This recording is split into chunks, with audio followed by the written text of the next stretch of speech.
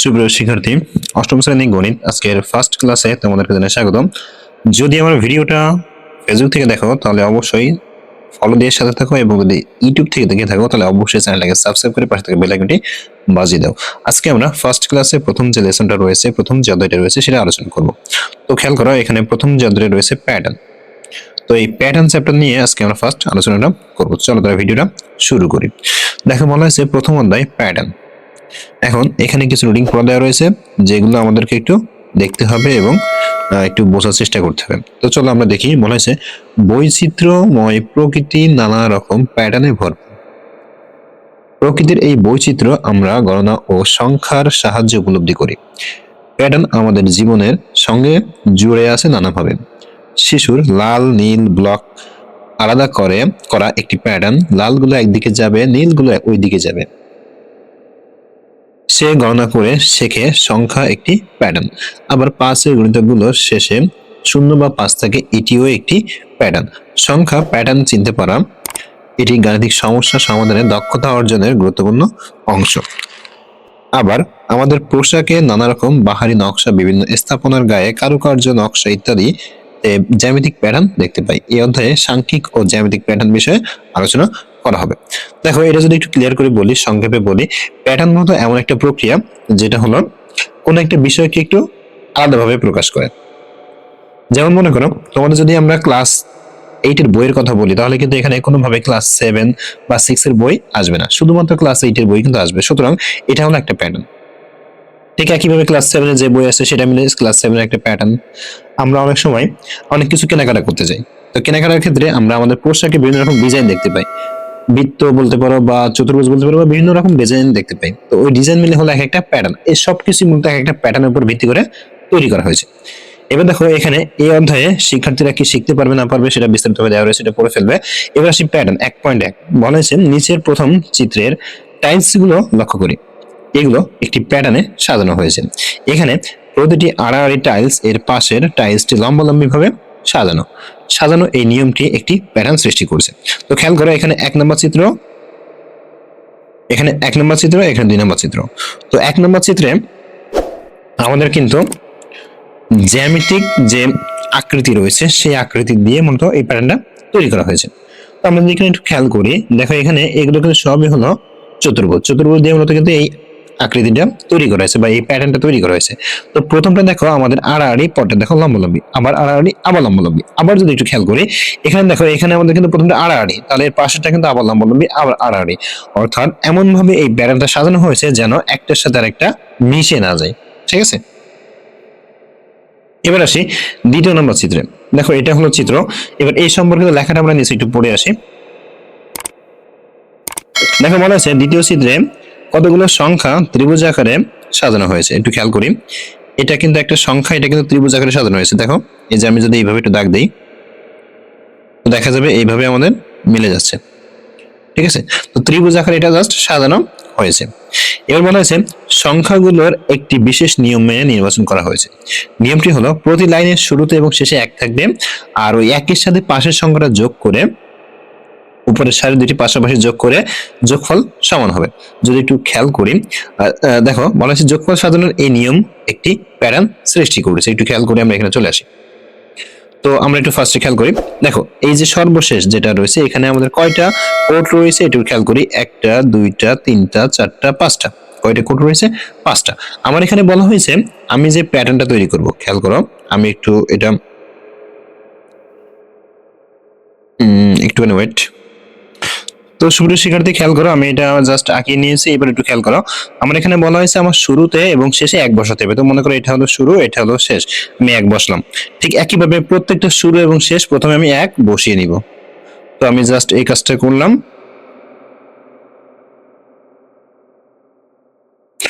তো এখন তোমাদের প্রশ্ন হলো স্যার তাহলে প্রথমে এটাই তো শুধুমাত্র একটাই রয়েছে, তাহলে এখানে আমি কেন 1 বসলাম? দেখো ওটার একটাই শুরু একটাই শেষ, যার কারণে ওটা আমি 1 বসলাম। আর এখানে দেখো একটাই শুরু একটাই শেষ, মানে এখানে 2টা রয়েছে, যার কারণে মাঝখানে আর কোনো সংখ্যা বসবে না। এবার আসি এর পরের গুলো, আমরা এবারে পরের গুলো একটা একটা করে নির্বাচন করব বা বসাবো। এখন কথা হলো এটা আমরা কিভাবে বসাবো, তাই না? তো খেয়াল করি, তো লক্ষ্য রাখো, দেখো আমরা প্রথমে উপর দিক থেকে 2 নাম্বার রাশিটা খেয়াল করি, 2 নাম্বার কোডটা খেয়াল করি। এই যে কোডটা, এখানে দেখো বলা হয়েছে আমাদের যে মাঝখানে যে সংখ্যাটা হবে এটা অবশ্যই এই দুইটা যোগফল হবে। ঠিক আছে, তাহলে 1 আর 1 যোগ করলে কত হয়? 2, তার মানে মাঝখানে হবে আমার 2। এবার খেয়াল করো, আমাদের বলা আছে পাশাপাশি দুইটা সংখ্যা যোগ করে একটা একটু করে বানাতে হবে। তো দেখো এবার যে 3 নম্বরে খেয়াল করি, এখানে থাকতেছে কত? পাশাপাশি 1 আর 2, আর এই দুটো যদি আমি যোগ করি তাহলে আমার কত হয়? 3। তার মানে এই বরাবর এখানে আমাদের 3 হবে। ঠিক একইভাবে যদি আবার এই দুইটা পাশাপাশি যোগ করি তাহলে এই দুটো যোগ করলে আমার কত হয়? 3। তার মানে এই দুইটাও আমার এখানে 3 হবে। আশা করি এই লাইনটা বুঝতে পেরেছো। ঠিক একইভাবে এবার আমরা নিচের লাইনটা তৈরি করব। দেখো এখন আমাদের পাশাপাশি দুইটা যোগ করতে হবে, তার মানে এই দুইটা যোগ করতে হবে। তো এই দুইটা যদি যোগ করি কত হবে? 4। এবার আমরা এই কোডটা নির্ণয় করব। তাহলে এই কোডটা নির্ণয় করতে গেলে আমাকে এই দুইটা যোগ করতে হবে। এই দুইটা যোগ করে কত হবে? 6, 3 3 6। ঠিক আছে, 3 3 6। এবার দেখো এবার আমাদের বাকি আছে এটা। তো এটা যোগ করতে হলে আমাকে এই দুইটা, মানে এটা বের করতে হলে এই দুটো যোগ করতে হবে। 3 আর 1 4।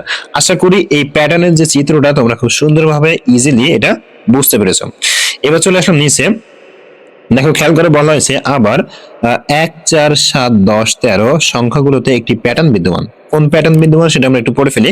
দেখো বলা হয়েছে সংখ্যাগুলো ভালোভাবে লক্ষ্য করলে দেখা যাবে নিম্নোক্ত, মানে লক্ষ্য করলে নিম্নে খুঁজে পাওয়া যায়। নিয়মটা কি খেয়াল করো, বলা হয়েছে 1 থেকে শুরু করে প্রতিবার 3 যোগ করতে হবে। খেয়াল করো, আমি যদি প্রথম সংখ্যার সাথে 3 যোগ করি 4 হয়, পরের সংখ্যার সাথে 3 যোগ করি 7 হয়, তারপরের সংখ্যার সাথে 3 যোগ করি 10 হয়, তারপরের সংখ্যার সাথে 3 যোগ করি 13 হয়। তার মানে আমরা বলতে পারি এটার ব্যবধান হলো আমরা 3। পূর্বের সংখ্যার সাথে যদি আমরা 3 যোগ করি তাহলে আমরা পরের সংখ্যাটা পেয়ে যাব। ঠিক একইভাবে এখানে আরো একটা দেওয়া হয়েছে 2 4 6, সরি 2 4 8 16 32। এখানে যদি খেয়াল করি তাহলে এখানে দেখো আমি 2 এর সাথে যদি 2 গুণ করি তাহলে আমার 4 হয়, 4 এর সাথে যদি 2 গুণ করি 8 হয়, 8 এর সাথে 2 গুণ করলে 16 হয়, 16 এর সাথে 2 গুণ করলে কত হয়? 32 হয়। তার মানে এখানে বলতে পারি আগে আমাদের 3 করে প্লাস ছিল, এবার 2 গুণ করে বৃদ্ধি পাচ্ছে। পূর্বের সংখ্যার সাথে আমার 2 গুণ করলে আমরা পরের সংখ্যাটা পেয়ে যাচ্ছি। এবার আসি স্বাভাবিক সংখ্যার প্যাটার্ন। তো স্বাভাবিক সংখ্যার প্যাটার্ন কি সেটা আমরা দেখি। দেখো মৌলিক সংখ্যা নির্ণয়, তার আগে আমরা একটু বলে নিই মৌলিক সংখ্যা কাকে বলে আর স্বাভাবিক সংখ্যা কোনগুলো সেটাও আমরা একটু দেখে নিই। দেখো স্বাভাবিক সংখ্যা বলতে আমরা সংখ্যা বলতে 0 0 1 থেকে 9 পর্যন্ত সংখ্যাকে বুঝি। আর স্বাভাবিক সংখ্যা বলতে এই যে 1 থেকে 9 পর্যন্ত এই সংখ্যাকে বুঝি। ঠিক আছে, আর এই সংখ্যা ধরে যতগুলো সংখ্যা তৈরি হবে সেগুলোকে আমরা স্বাভাবিক সংখ্যা হিসেবে বিবেচনা করতে পারি। এখন কথা হলো এর ভিতরে মৌলিক সংখ্যা কোনগুলো। তো মনে রাখবা যে সংখ্যাকে বা যে সংখ্যার দুইটা গুণনীয়ক থাকে, কয়টা? দুইটা। প্রথমটা হলো 1 এবং ওই সংখ্যা নিজে, এছাড়া অন্য কোনো গুণনীয়ক নাই। 1 এবং ওই সংখ্যা নিজে এছাড়া অন্য কোনো গুণনীয়ক নাই, তাহলে সেটাকে বলবো মৌলিক সংখ্যা। আর যদি এছাড়া অন্য কোনো গুণনীয়ক থাকে তাহলে সেটা যৌগিক সংখ্যা। এবার আমরা পড়ি। দেখো বলা হয়েছে আমরা জানি 1 এর চেয়ে বড় যেসব সংখ্যার 1 ও ওই সংখ্যা ছাড়া অন্য কোনো গুণনীয়ক নেই সেগুলো মৌলিক সংখ্যা। তারপর বলেছে আমরা ইরাটোস্থিনিস ছাঁকনির সাহায্যে সহজে মৌলিক সংখ্যা নির্ণয় করা যায়। 1 থেকে 100 পর্যন্ত স্বাভাবিক সংখ্যাগুলো একটি চার্টে লিখি, তারপরে আমরা মূলত এগুলো কাজগুলো করি। কিভাবে আমরা তোমাদেরকে সিম্পলি বলি। দেখো এটা হলো একটা চার্ট, এখানে 1 থেকে 100 পর্যন্ত লেখা রয়েছে। ঠিক আছে, এবার আমাকে মূলত এখানে মৌলিক সংখ্যা বের করতে হবে। তো এটার জন্য আমাকে একটা খেয়াল করতে হবে, আমরা 2 3 5 এবং 7 এই চারটা সংখ্যার গুণিতকগুলোর প্রয়োজন হবে। তাহলে এই চারটা সংখ্যার এগুলো কিন্তু বাদে, এগুলো বাদে এর যে গুণিতকগুলো 2 3 5 7 এর যে গুণিতকগুলো পাবো সেগুলো আমরা জাস্ট কি করব, এই যেমন ক্রসচিহ্ন দেওয়া রয়েছে এভাবে আমরা কেটে দিব। দেওয়ার পরে যেটা আমাদের ফাঁকা থাকবে সেটাই মূলত আমাদের মৌলিক সংখ্যা। আশা করি এই চারটা বুঝতে পেরেছো। এবার আসি এর নিচে সংখ্যা শ্রেণীর নির্দিষ্ট সংখ্যা নির্ণয়। তো উদাহরণ নম্বর 1 এ বলা হয়েছে সংখ্যাগুলোর পরবর্তী দুইটি সংখ্যা নির্ণয় করো। তাহলে এখানে ফার্স্ট কি দেওয়া রয়েছে খেয়াল করে, 3 10 17 14 24 31। তো প্রথম যে কোনো কিছুর আমরা প্রথমে একটু ব্যবধান নির্ণয় করব। তো দেখো প্রদত্ত সংখ্যাগুলো আর যে পার্থক্য কি, যদি আমরা খেয়াল করি প্রথম দুইটার মধ্যে 7, তারপরে 7, তারপরে 7, তারপরে 7, অর্থাৎ আমরা যদি একটু খেয়াল করি আমাদের প্রত্যেকটা সংখ্যা, প্রতি দুটা সংখ্যার মধ্যে পার্থক্য হলো 7। তার মানে আমাদের যে সংখ্যাটা নির্ণয় করতে চাই তার পূর্বের সংখ্যার সাথে যদি আমি 7 যোগ করি তাহলে পরের সংখ্যা আমরা পেয়ে যাব। তাহলে আমাদের এখানে দুইটা সংখ্যার কথা বলা হয়েছে। তো খেয়াল করে সর্বশেষ সংখ্যা কত? 31। 31 সাথে আমাদের ব্যবধান কত? 7, যদি যোগ করি কত হয়? 38। একটা সংখ্যা কিন্তু পেয়ে গেলাম। আবার 38 এর সাথে যদি আমি 7 যোগ করি কত হবে? 45। আমাদের আরো একটা সংখ্যা পেয়ে গেলাম। তার মানে আমাদের এক্স্যাক্টলি সংখ্যা হলো 38 এবং 45। আশা করি এটা খুব সুন্দরভাবে বুঝতে পেরেছো। এবার আসি উদাহরণ নম্বর 2 এ বলা হয়েছে সংখ্যাগুলোর পরবর্তী সংখ্যা সংখ্যাটি নির্ণয় করবো, পরবর্তী সংখ্যাটি নির্ণয় করবো, মানে একটা সংখ্যা নির্ণয় করতে হবে। তো এটাও ঠিক আমাদের প্রথমে লিখতে হবে প্রদত্ত সংখ্যা, লেখার পরে আমরা এখানেও দেখবো ব্যবধান কত করে। তো খেয়াল করো আমাদের প্রথম যে ব্যবধান ছিল 3, তারপরে 5, তারপরে 7, তারপরে 9। যদি আমরা একটু খেয়াল করি প্রত্যেকটা ব্যবধান কিন্তু 2 করে বৃদ্ধি পাচ্ছে।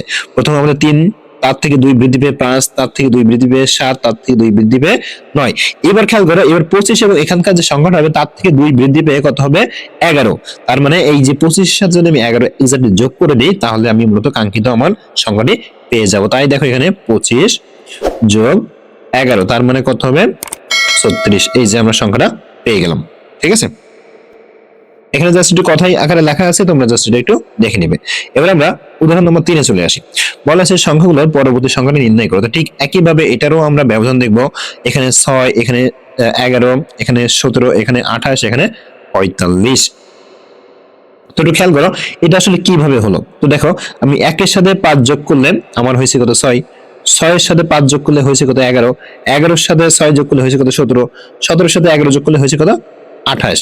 এবার কথা হলো 28 এর পর যে সংখ্যাটা যোগ হবে সেটার সাথে যদি আমি 17 যোগ করি তাহলে মূলত পরের সংখ্যাটা আমরা পেয়ে যাব।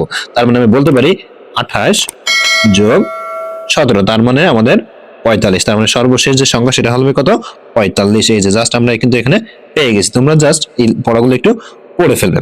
তো সুপ্রিয় শিক্ষার্থী আজকের ক্লাস ছিল এই পর্যন্ত। আগামী দিনে আমরা এখানে যে কাজটা দেওয়া রয়েছে সেই কাজটা সমাধান করব।